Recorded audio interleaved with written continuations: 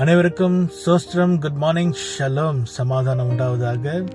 இன்றைக்குள்ள காலை வசனம் நான் படித்து கொண்டிருக்கும் போது எனக்கு படித்த ஒரு வார்த்தை எனக்கு பிடிச்சமா இருந்துச்சு. என்னன்னாக்கா, சங்கீதம் 23வது அதிகாரத்தில் 5வது வசனத்தில் சொல்றேன், என் பாத்திரம் நிரம்பி வடிகிறது. ஒரு நாள் ஆசிரியர் என்ன பண்ணார்னா, வாலிபா கிளாஸ் ஸ்டூடெண்ட்ஸுக்கு முன்னதாக அவர் ஒரு டீ கப் எடுத்துக்கிட்டார். டீ கப் எடுத்துட்டு அதில் தண்ணி ஊற்றிக்கிட்டு இருக்காரு. ஆசிரியர் வாலிபர்களும் இந்த ஸ்டூடெண்ட்ஸ்லும் மாணவர்களும் பார்த்துக்கிட்டே இருக்காங்க, சார் என்ன செய்யறான்னு. அப்படி கொஞ்சம் கொஞ்சமாக ஊற்றிக்கிட்டே இருக்கும் போது அந்த டீ கப்பு நிறைஞ்சி கீழே விட்டுறது பார்க்குறாங்க. அப்போ அது கீழே இருக்கிற அந்த கப் இருக்குங்களா, அது கீழே இருக்கிற அந்த சாஸஸும் நிறைஞ்சி வடிகிறது. அப்போ அந்த மேசெல்லாம் தண்ணி அப்படி வருது. ஸ்டூடெண்ட்ஸ் சொல்கிறாங்க, குயிக்லி என்ன சொல்கிறாங்கனாக்கா, சார் பாருங்க உங்கள் கப்பு நிரம்பிருச்சுக்கு சார் அப்படின்னு சொல்லிட்டு அந்த ஆசாரியர்கிட்ட சொல்றாங்க. அதுக்கு அந்த ஆசாரியர் என்ன சொன்னாருனாக்கா, இந்த கப்பு உங்களுடைய வாழ்க்கை, இப்போ உங்களோட வாழ்க்கை இதே மாதிரி நிறைஞ்சு இருக்கிறது. கவலைகள், பெருமைகள், நிறைய எண்ணங்கள், வாழ்க்கை சூழ்நிலைமைகள், இது குறித்து நினைக்கும் போது நிரம்பி உங்க பாத்திரம் இருக்கிறது.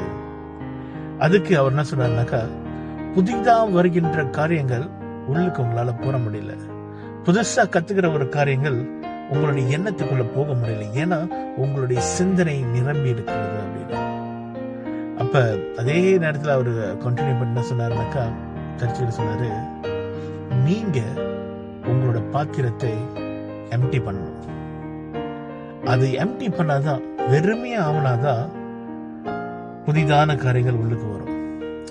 இந்த கதையை நான் படிக்கும் போது எனக்கு நிறைய காரியங்கள் நான் கற்றுக்கொண்டது போல தோணுச்சு.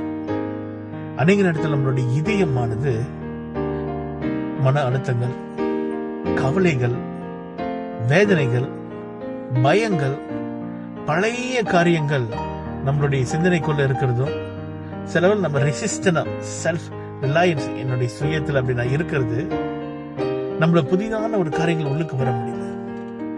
தேவன் நம்மளுடைய வாழ்க்கையை அவர் சமாதானத்தோடும், யாரோட சமாதானம்? அவருடைய சமாதானத்தோடும், அவருடைய ஆசீர்வாதத்தோடும், அவருடைய சித்தத்தின்படி அவர் நடத்துறது இருக்காரு. ஆனா முதலாவதாக நம்மளை வெறுமைப்படுத்த வேண்டும். எப்படி வெறுமைப்படுத்துறதுனாக்கா, தேவனிடத்தில் நம்ம ஒப்பு கொடுக்கும் போது நம்மளுடைய பாரங்கள், நம்மளுடைய வேதனைகள், நம்மளுடைய கஷ்டங்கள் எல்லாத்தையும் தேவனிடத்தில் ஒப்பு கொடுத்து நம்ம வெறுமையான பாத்திரமாய் தேவனிடத்தில் இருக்கும் போது தேவனுடைய ஞானத்தில் அவர் நிரப்புவார், தேவனுடைய ஆசீர்வாதத்தில் நிரப்புவார், தேவனுடைய அன்பினால் அவர் நம்மை நிரப்புவார். அவருடைய ஆசீர்வாதத்தை பெற்றுக் கொள்வதற்கு நாம் தேவனுக்கு முன்பதாக வெறுமையான பாத்திரமாய் இருக்க வேண்டும். அந்த கிண்ணம் நிரம்பி வடியது போல தேவனுடைய ஆசீர்வாதத்தினாலும், அவருடைய ஞானத்தினாலும், அவருடைய வழி நடத்துவதனாலும் நாம் நிரம்பி விடுவோம்.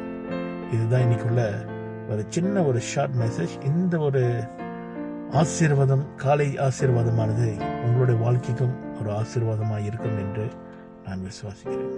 கர்த்தர் நம்மை ஆசீர்வதிப்பாராக.